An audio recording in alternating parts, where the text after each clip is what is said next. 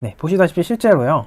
전 세계적으로 토양에 있는 미네랄 감소가 지난 100년간을 봤을 때, 물론 이거는 사실요, 통계마다 좀 다르고 자료마다 달라요. 근데 이제 대략 경향성은 모두 같기 때문에 경향성으로 보시면 됩니다. 이건 1992년에 있었던 어떤 썸밋 자료인데요. 보시면 전 세계적으로 이렇게 토양에 있는 미네랄이 대략 70% 정도 감소한 걸로 되어 있습니다. 미국 농무부에서 발표한 자료에 따라도 이렇게 100년 사이에 실제로 엄청나게 많은, 거의 10분의 1로 토양에 있는 미네랄이 감소했다, 이런 게 나오는 거고, 이게 인공적인 현대 농업하고 관련이 있다는 이야기입니다. 네, 그리고 실제로 이런 게 연구가 계속해서 되고 있는데, 물론 다 그 정도의 차이는 있어요. 그 발표된 연구마다 보고하고 있는 정도의 차이는 있는데, 일관되게 이런 이야기를 하고 있다는 말씀을 드리려고 제가 자료를 추가적으로 말씀드리는 겁니다. 이건 2005년에 나온 연구인데, 보시다시피 전 세계적으로 토양에 있는 영양소가 급감하고 있다라고 하면서, 이렇게 좀 문제가 있는 토양들은, 가장 문제가 심각한 곳은 빨갛게, 그리고 약간 문제가 있는 곳은 주황색, 그리고 어느 정도 유지가 되는 곳은 이렇게 노란색, 그리고 이런 농지가 아닌 다른 토지 같은 것들, 그런 것들, 뭐 산이라던가 돌, 사막 같은 곳은 이렇게 회색 표시가 되어 있는데, 보시다시피 전반적으로 전 세계적으로 토양의 문제가 조금씩 있다라는 것을 보실 수 있습니다. 사실은 이것도 이 자료가 조금 더 보수적으로 집계한 걸 수도 있고, 원래 어떻게 평가하느냐에 따라서 또 결과값은 더 달라질 수도 있어요. 어쨌든 이게 전체적인 상황은 그렇다는 거죠. 네, 상황이 이렇다 보니까 미국에서는 심지어 토양 살리기 운동 같은 것들도 오래전부터 일어나고 있었어요. 그래서 이게 보면은 The Soil Health Movement라 그래서 미국에서는 이렇게 토양의 건강을 회복하자라는 운동들이 벌어지고 있습니다. 그래서 추가적으로 또 이런 연구도 보시면, 이 연구는 무슨 내용이냐면요, 이게 아마 인도 연구일 거예요. 근데 이 연구에서 뭘 볼 수 있냐면은, 이렇게 비료의 사용량은 1970년대부터 2005년까지 조사를 해보니까 비료의 활용은 엄청나게 늘어나고 있어요. 근데 그에 반해서 땅에서 이런 비료를 활용해서 실제로 반응하고 효과를 내는 거는 급감하고 있다라는 걸 볼 수 있죠. 그만큼 지력이 약해지고 있다는 거예요. 아무리 비료를 많이 써도. 예, 그래서 실제로 보면 이렇게 비료 사용량은 엄청나게 증가하고 있는데, 이런 화학 비료를 아무리 써도 지력이 급감하는 거는 막아주지 못하고 있다는 거죠.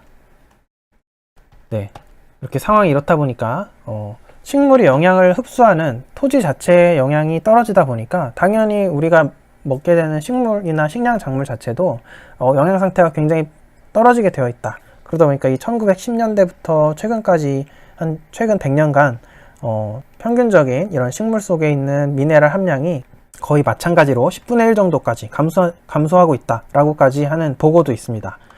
네, 그렇게 보시면 이렇게 전반적으로 여러 가지 보고가 있는데, 미국 농무부 자료를 가지고 이렇게 돌아다니고 있는 이 자료인데요. 여기에 봐도 마찬가지로 이런 우리가 섭취하고 있는 음식에서 대부분의 비타민과 미네랄, 이런 것들이, 영양소들이 엄청나게 급감하고 있다.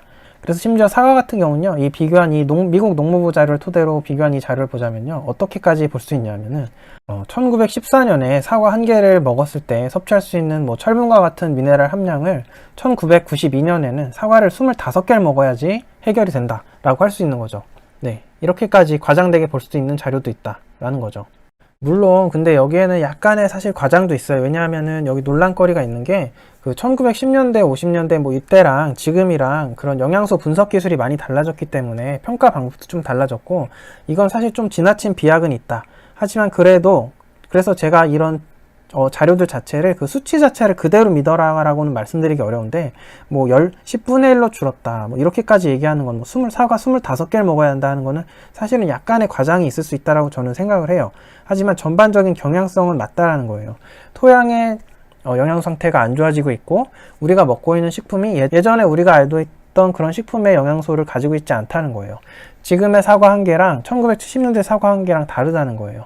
그 얘기는 어쨌든 그런 경향성 자체는 맞다라는 거를 말씀드리고 싶어서 가급적 좀 다양한 자료를 보여드리는 거고, 네, 그렇습니다. 그래서 지나치게 과장된 측면이 있어요. 그래도 이걸 좀 지나치게 강조하는 분들은. 네, 아무튼 그렇습니다, 상황은. 네, 그래서 그런 증거 중에 하나로 또 볼 수 있는 게, 이거는 굉장히 최근인데, 이런 관행 재배라고 하는 일반적인 농업을 사용하는 배추랑 유기농법을 쓰는 배추랑만 비교를 해봐도 총 비타민이나 이런 항산화 물질, 항암 물질 같은 이런 유효 물질의 차이가 크게는 뭐 2배, 7배까지 차이가 나는 이런 연구들이 있어요. 그래서 이런 걸 봐도 알 수 있는 게, 저희가 이 농업 방식에 따라서 우리가 먹는 식품에 있어서 영양 상태나 유효 성분에 차이가 있을 수 있다라는 거는 그냥 어느 정도 쉽게 추론할 수 있는 부분이긴 합니다.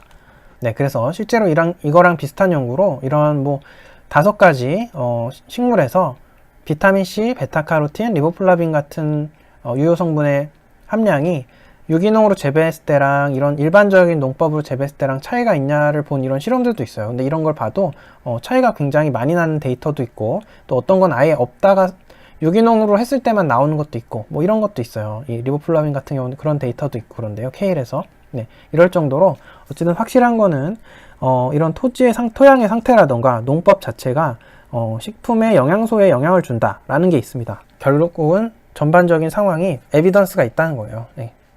이런 우리가 먹고 있는 과일이나 식품에 있는 미량 영양소의 함량과 이런 유효 성분의 함량이 분명히 계속 달라지고 있다, 줄어들고 있다라는 거는 어쨌든 의심할 여지가 없는 사실이라는 거죠.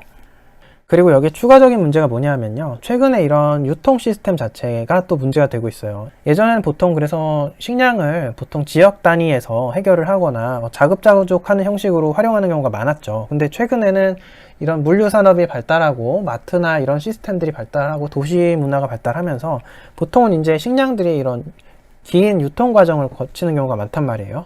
근데 이 유통 과정 자체가 추가적으로 또 영양소 손실의 요소가 있습니다. 보시면 브로콜리를 가지고 한 건데요. 이 연구를 보면 일주일 동안 1도씨 정도의 보관을 하고 식품 매장 조건으로 15도씨에서 3일간 보관. 이게 일반적으로 우리가 이제 수확을 해서 상품 형태로 유통되는 브로콜리가 일반적으로 마트에 진열되는 과정을 그대로 모사한 건데요. 이렇게 했더니 글루코시놀레이트라고 하는 브로콜리에 굉장히 좋은, 심장에도 좋은 유효 성분이 70에서 80%까지 손실이 일어나고, 총 플라보노이드의 62에서 거의 절반 정도가 감소하고 기타 성분도 절반 이상이 감소하더라라는 게 이제 연구 결과에 나와요. 그래서 이런 게 굉장히 일관적인데, 다른 연구를 또 보면 브로콜리를 불과 한 6일 정도만 공기 중에 방치해도 비타민C의 함량이 75에서 85%까지 감소한다라고 되어 있습니다. 그리고 또 다른 연구를 봐도 브로콜리를 공기 중에 방치하면 항산화 효과가 절반 가까이 감소한다라고 되어 있네요. 그러니까